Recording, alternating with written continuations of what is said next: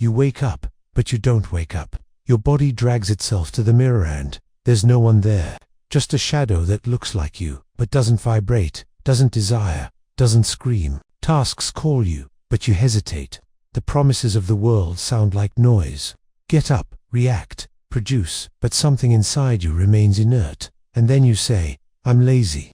But I say, no, you're lost. Laziness is not a weight on your legs. It is an emptiness in your soul. It is not a lack of strength. It is a lack of direction. When man does not know why he moves, he stops. When he finds no meaning, his whole body slows down. You are not weak. You just don't see the point. And that's why you sink. And that's why you hesitate. And that's why you blame yourself for not being able to follow a path that was never yours. Your body begs you for truth, but you insist on calling it failure. You repeat that you are unmotivated, unproductive, lazy, but none of that is true.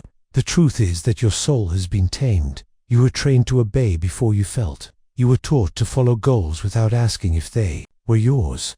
Since childhood, you were put into a machine, and they told you, if you don't work, it's your fault. Never theirs, never the machine's. And so you grew up with a weight on your shoulders, not because you were born weak, but because you were forced to carry lives that weren't yours. Look around you. Look at the faces on the subway, in the offices, in the lines. There's something they all have in common: dead eyes. And you call that normal. Normal now is being tired. Normal is surviving each day as if it were a punishment. You think you're failing, but maybe you're the only one who's lucid. Maybe your tiredness is resistance. Maybe your laziness is your spirit rebelling against a world that has lost its meaning. You weren't born to wake up hating Mondays. You didn't come into this world to count down the minutes until Friday. You're not a cog in a machine. You are creative chaos, silent fury. And they call you lazy because you stopped dancing to their tune, because you dared to listen to the silence within you. And what you heard was, this is not life, but you're afraid to say it out loud, afraid of being seen as weak, as a failure. And so you sabotage yourself. You blame yourself. You force yourself. You abuse yourself. Because you learned that only those who produce have value. Only those who deliver deserve to live. You were indoctrinated into the religion of performance, where rest is a sin, where boredom is blasphemy, where pleasure is suspicious. But I ask you, who profits from this suffering? They sold you the idea that you are the problem, so that you never question the system, so that you never look at the cage and realize that it is not your home. They convinced you that productivity is a virtue. But productivity for whom? For what? You feel useless because your soul refuses to serve a purpose that does not resonate with your essence. And that is not failure. That is a symptom of awakening. Apathy that immobilizes you may be the beginning of the revolution. The no you feel inside may be your first yes to freedom. It's not that you don't want to do it. It's that you no longer accept doing what nullifies you, what silences you, what kills you in monthly installments. Have you noticed how society demands energy from you all the time? But it doesn't offer you soul. It demands productivity, but doesn't allow for breaks. It demands clarity, but drowns you in noise. And when you break, they say, you're depressed, burned out, procrastinating. They give clinical names to what is actually grief. Grief for your lost authenticity. You are not lazy. You are mourning yourself. You look back and see all the versions of yourself that had to die for you to adapt. You see the boy who dreamed, the girl who created, the young man who believed, and you realize that they were all silenced in the name of survival, in the name of a stability that demands your very soul as currency. And then you freeze, because part of you still remembers who you were before you lost yourself. The paralysis that scares you may be the last defense mechanism of your real self, the last cry of your essence saying, don't go forward, not that way. But you've learned to ignore that cry. You've learned to stifle the voice calling you in another direction, and now it whispers so softly, that you can barely hear it. But I'm here to shout at you, to wake up what's left, to tear off your masks, to destroy your excuses, to tell you that the problem was never laziness. The problem is that you're exhausted from living a life that doesn't represent you, a life where you don't choose, you just obey. You want to wake up, you want to move, you want to create, but not like this, not at this pace, not in this model, not under these rules. And that is freedom, not failure. That is instinct, not a defect. What you lack is not energy. It's true. You seek purpose like someone seeking air, but you live, forcing yourself to breathe underwater, and you blame yourself for drowning. How absurd. You were made for the summit, and you crawl in the basement. You were forged for fire, and you hide from the spark. And now you're there, numb, convincing yourself that the problem is your pace, your motivation, your willpower. No, the problem is the lie they sell you as life. Your body is tired of carrying characters. Your soul is wounded from screaming so much and not being heard. And now all you feel is a kind of symbolic death. But that's how life begins. Every internal death is the harbinger of a rebirth. And maybe you're just waking up. You're not lazy. You're gestating a new self. You try to get back up. You force a smile. You plan goals. You organize your week. You make lists. But something remains stagnant, as if there were a caged animal inside you. That doesn't move because it no longer believes in escape. You wake up and drag yourself around, saying you need to be disciplined, that you have to fight procrastination. But I ask you, why keep fighting for a prison? You want discipline. Well, I'll give you the reason for your indiscipline. You'll no longer believe in what you do. The body obeys when the soul trusts. But when the soul is silent, the body freezes. And you call that weakness. But that's integrity. An inner cry saying, I'm not going to sustain a lie anymore. You're not unfocused. You're untruthful. You are not without willpower. You are without identity. You are not behind. You are in another time, a time where you don't run out of fear, but walk for meaning. But the world doesn't want you to think that way. The world pushes you with slogans, motivational videos, success gurus, all shouting the same thing. Wake up at 5 a.m., read 30 books a month, make 7 figures with digital marketing. But no one asks, do you really want this life? No one has the courage to say, maybe your soul is on another path. And then you blame yourself for not being like them, for not being able to keep up. But what you feel is not slowness, it's silent rebellion. Your soul is resisting domestication.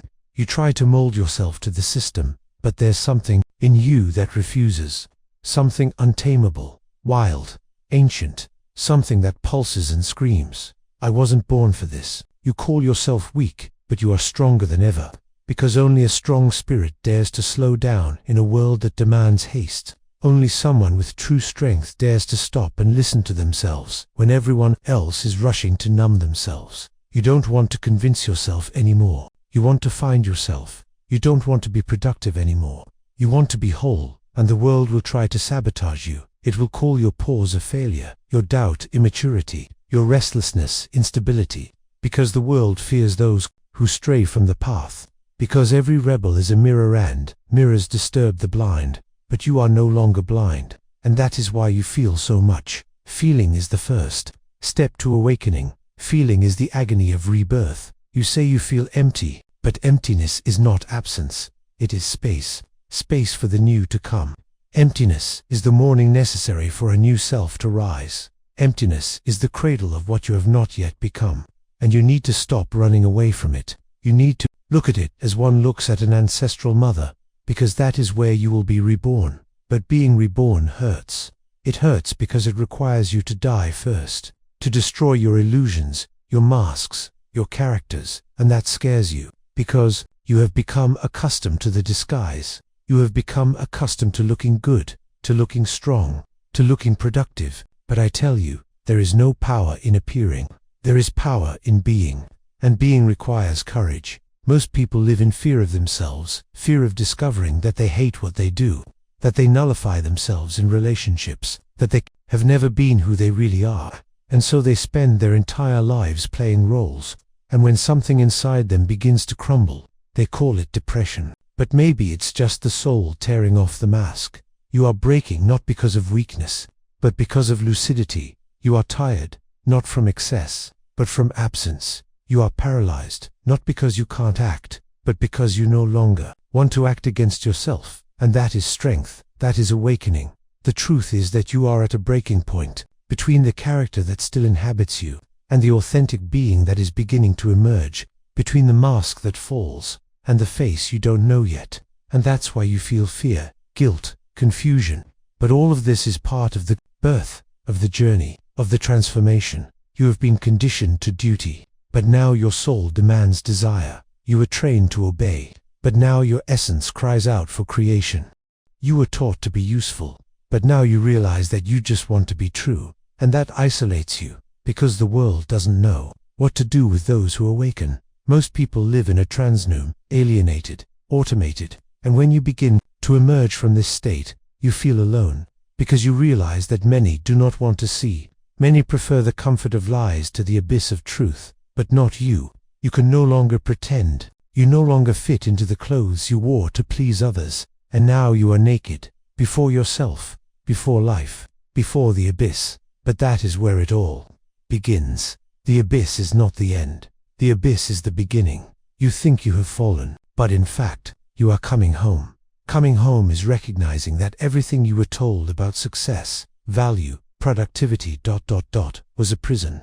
It's looking inside and seeing that your true strength has never been in doing more, but in daring to be who you are, even if it costs you everything. You're tired, not of living, but of surviving on autopilot. You're exhausted, not from life, but from pretending to live it. And all you feel right now is the call to stop being a ghost, to stop wandering among the rubble of an identity that was never yours, to emerge, even naked, even broken, even silent but whole. You are not lazy. You are in process, and process requires pause, confusion, contradiction, darkness, but it also requires courage. Courage to stay, courage to stay, courage not to run away, courage to look in the mirror and say, I don't know who I am anymore, but I'm ready to find out. Comment, today I choose myself, and start the decision that was never made for you. You say, today I choose myself, but what does that really mean?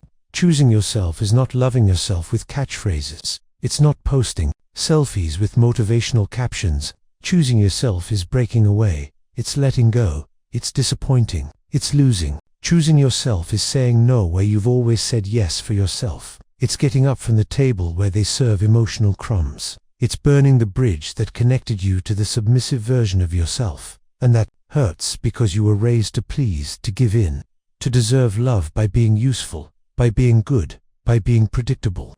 From an early age, you were taught to dim your own light, to fit into other people's spaces. You were told you were cool when you said yes, with your heart screaming no.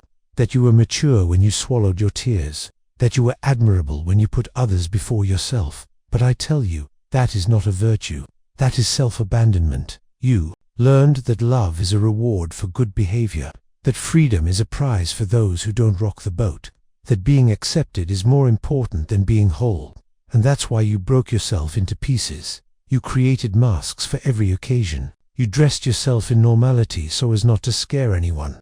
But deep down ... you felt that something was wrong. You felt that there was more. That there was a version of you that breathed deeper, that screamed louder, that loved more intensely. But that version was shelved. Because being authentic is scary. Being true is confrontational. And you wanted to be loved, and you confused love with approval. Now you look at your life and see that much of what you built was based on fear. Fear of being rejected, fear of being alone, fear of being considered difficult. And you adapted so much ... that you lost yourself. But the body doesn't lie. The soul doesn't stay silent forever. It gives signs. First comes fatigue, then apathy, then nausea, until everything that once seemed right starts to make you sick. You try to push a little harder, you insist, you demand more of yourself, but nothing flows anymore, because the soul ... is already gone. And that's when the war begins. The war between who you have become and who you were born to be. The world expects you to follow the rules, to remain silent, predictable, functional, but your spirit begins to explode, and you feel it as confusion, anxiety, anguish, but in reality, it is birth. The birth of your real self. But no one prepared you to be born into life, to die symbolically and be reborn with your soul bare, because it's lonely, it's cruel, it's misunderstood, it's painful. When you start choosing yourself, you lose the role of the good guy, of the obedient child, of the ideal partner, of the exemplary professional, because now you don't want to pretend anymore. You want to live, you want to vibrate, you want to pulse, and those around you weren't prepared for that. They loved the version of you that was molded, not you. That when you choose yourself, they retreat, because you stop asking for permission. You stop explaining, you stop justifying, and that threatens. them, your freedom reveals their imprisonment. Your yes to yourself echoes as a no to the system. You become strange, uncomfortable, rebellious. But that's where it all begins. Choosing yourself is the beginning of the journey. A journey through a desert where old certainties die, where the applause stops, where old companions disappear. But it is there, in that brutal silence, that you hear, for the first time, your own voice. And that voice doesn't apologize. It doesn't ask for permission. It doesn't want to fit in anymore. It wants to be. You feel like you can no longer stand environments that nullify you. Empty words, soulless conversations, tasks without truth. Because your soul is now hungry for the real, for intensity, for depth. And everything that is shallow ... hurts you. You start to pull away. Not out of arrogance but out of sanity. You start saying no, not out of selfishness but out of self-respect. You start prioritizing yourself, and they call it change. But it's not change, it's a return to who you were before you were conditioned, before you were hurt, before you forgot. And in that return, a lot will fall apart. Relationships that were sustained by your silence, jobs that thrived on your submission, roles you played to be loved. Everything falls apart, and you feel alone. But you are not alone. You are with yourself for the first time, and it's strange, and it's new, and it's scary. But it is also the beginning of freedom, a freedom that does not scream, that does not need an audience, that does not need to be proven, a silent freedom that lets you sleep in peace, that allows you to breathe, that gives you back your wholeness, that does not demand performance, that does not demand perfection, the freedom to be who you are, even if no one applauds, even if no one understands, even if no one stays, because, in the end, there's only one question that matters. Did you choose yourself? Did you choose yourself? Even when you were bleeding? Did you choose yourself? Even when you were shaking? Did you choose yourself? Even if it cost you everything? Because that's what choosing yourself is. It's leaving where they expected you to stay. It's saying enough when everyone wants you to shut up. It's stopping to hurt yourself to fit in. And only those who have betrayed themselves too much understand the miracle of finally ... not abandoning yourself. You're not lazy. You're someone who dared to stop in the middle of the road and ask, is this my path? And that is courage. That is rebirth. You started choosing yourself, but the world reacted. They looked at you as if you were a threat, as if they sensed a revolution, because deep down they knew, if you wake up, they will have to wake up too. And few can bear the light after years in darkness. You start to speak more firmly, to take a stand, to set boundaries, and you hear, you've changed, but you haven't changed, you've appeared. What has changed is permission. You stopped allowing emotional abuse disguised as care. You stopped accepting crumbs disguised as affection. You stopped keeping quiet to keep the peace, and they don't know how to deal with that, because they were used to your absence, to your automatic yes, to your cordial smile even in the face of disrespect. They were used to you molding yourself, giving in, begging. And now, when you stand up ... they say you've become difficult. But it's not difficulty, it's dignity. You look in the mirror, and for the first time, you don't see a servant, you see a human being, with a voice, with desire, with free will. And that's scary, because now the responsibility is yours. You can no longer blame others, the system, your parents, your boss. Now the path is yours alone. And that is freedom, but it is also a burden. Freedom isn't light. Freedom weighs heavily, because it demands presence. It demands choice. It demands confrontation. To be free is to look into the eyes of everything that hurt you and say, now I choose differently, even if it hurts, even if it bleeds, even if you still love what you need to leave behind. You're going to have to let go. You're going to have to bury it. You're going to have to say goodbye to people, habits, versions of yourself that kept you trapped. It's going to hurt. It's going to burn. It's going to break you. But it's either that, or continue living half a life. And living half a life is dying in installments. Most people don't live. Most people survive in a numb state. They hang their souls on a hook in the morning and go out to play a role. They smile without feeling. They love for convenience. They work out of fear. They dream only as far as their bills allow. And then they say, that's life. But it's not. Life is only like that when you give up on living it fully. But you haven't given up. You've stagnated because your soul is at war with the lie you live. And that war, if you listen, will bring you back. It will rebuild you. But first, it will set you on fire. The fire is everywhere now. It burns in your tired eyes, in your screaming body, in your mind that won't stop. You try to run away, but the fire is inside you, and it won't go out, because it's not destruction, it's purification. Everything that isn't you has to die, and dying hurts, but it also sets you free. You look around and see those who never dared, those who settled, those who betrayed themselves for stability, and you feel a mixture of pity and fear, because you know it could have been you there, and maybe it still could be if you back down now, but you won't back down, because you've seen too much, you've felt too much, you've bled too much, and now there's no turning back. You may stumble, doubt, stop for a moment, but you know that going back is impossible, because there, you died, there, you erased yourself, and now, even in the chaos, you feel a breath of truth, something pulses, something vibrates, something moves you, and that something is the beginning of your power, not the power you were taught, made of achievements, status, power, but a raw power, wild, silent, the kind that comes from knowing who you are. Even if the whole world says you're wrong, you don't have to prove anything anymore. You don't have to justify yourself. You don't have to explain your process. You just have to keep going, even without applause, even without guarantees, even without a map, because those who choose themselves learn to walk in the dark. You don't have all the answers, but you have instinct. You don't know your destination, but you know what you can't stand anymore, and that's enough, because there is wisdom in walking away from everything that makes you sick, even if you don't know where to go yet. The most important thing is to know where to leave, and you've already left. Now it's time to cross over. Alone, sometimes, misunderstood, almost always, but free, and freedom has a price, loss, but it has a reward, presence, the presence of yourself, of your inhabited body, of your reconciled mind, of your pulsating soul. You begin to inhabit your days differently. You begin to choose with more courage, to speak with more clarity, to live with more purpose. And every small, true choice reconfigures your world. You are not lost. You are coming back. You are not broken.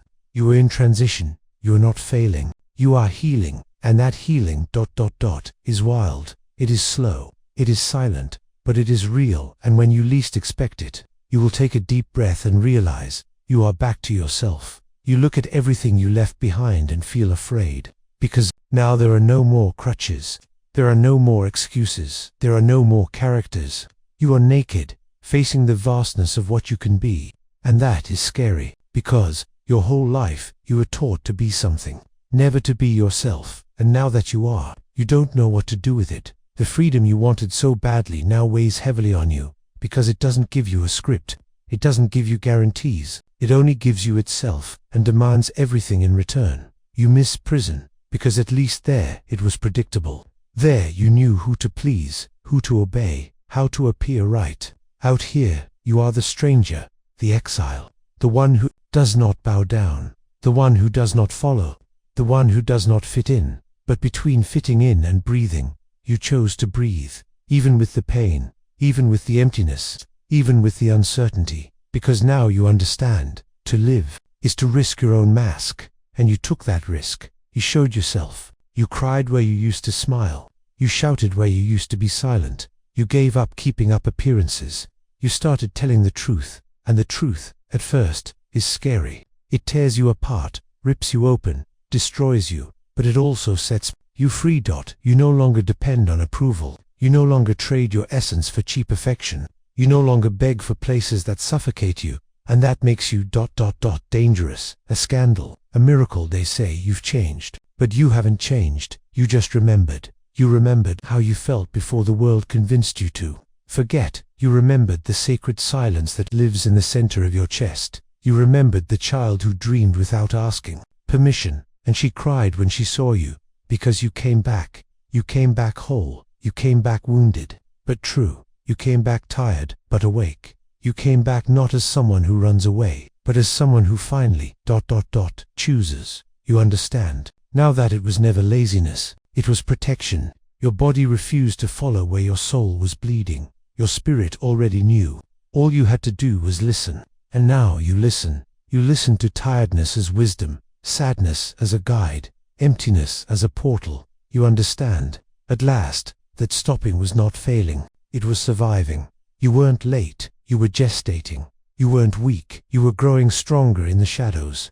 And now, you see, with eyes that no longer ask permission, with a heart that no longer bows down, with a presence that no longer hides, you see. And that's why, you are reborn. Reborn without fanfare, without trumpets, without a stage.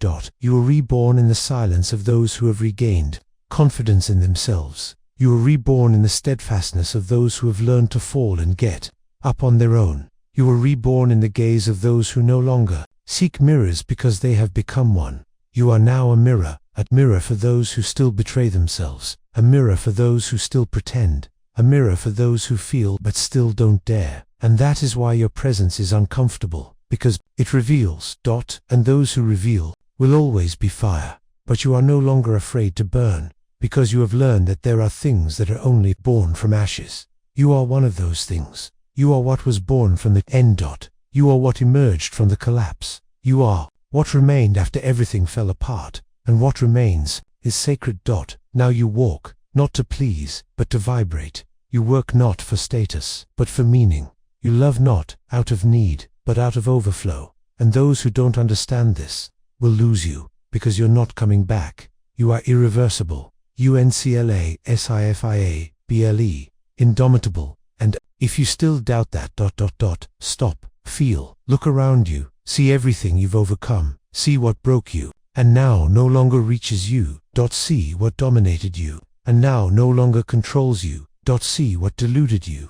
And now you see clearly you are no longer the same, and not because you've evolved, but because you've become true. You bled for it, you paid dearly for it. You were called crazy, unstable, selfish, but now you understand, you just chose yourself, when no one else chose you. And that is rare courage, courage that transforms, courage that ignites, courage that ignites, courage that screams, even in silence, I'm back. And if after all this, you still need to talk, then maybe you haven't understood yet.